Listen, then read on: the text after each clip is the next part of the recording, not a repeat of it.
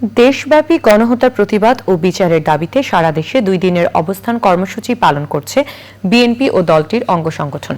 প্রতিনিধিদের পাঠানো তথ্য ও ভিডিওচিত্র নিয়ে রাজীব আহমেদের রিপোর্ট। খুলনায় অবস্থান কর্মসূচি পালন করেছে বিএনপি। দুপুরে খুলনা মহানগর ও জেলা বিএনপির যৌথ উদ্যোগে কেডি ঘোষ রোডের বিএনপির অফিসের সামনে ওই অবস্থান কর্মসূচি পালিত হয়। সে সময় বিএনপির কেন্দ্রীয় নেতারা উপস্থিত ছিলেন।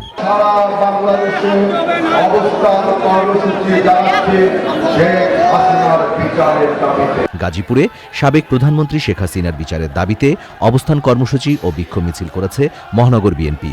টঙ্গী বাজার থেকে মিছিল শুরু হয়ে শহরের বিভিন্ন সড়ক প্রদক্ষিণ করে। মিছিলে বিএনপির কেন্দ্রীয় নেতারা উপস্থিত ছিলেন। ময়মনসিংহে দেশব্যাপী গণহত্যার প্রতিবাদ ও শেখ হাসিনার বিচারের দাবিতে জেলা যুবদল ও স্বেচ্ছাসেবক দল বিক্ষোভ মিছিল করেছে। নারায়ণগঞ্জে বিক্ষোভ করেছে জেলা বিএনপি।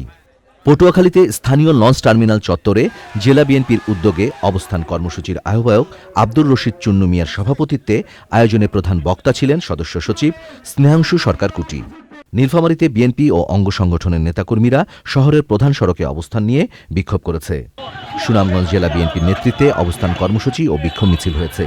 উপস্থিত ছিলেন সুনামগঞ্জ জেলা বিএনপির সাধারণ সম্পাদক অ্যাডভোকেট নুরুল ইসলাম নুরুল সহ অন্যরা। Rajib Ahmed, channel I.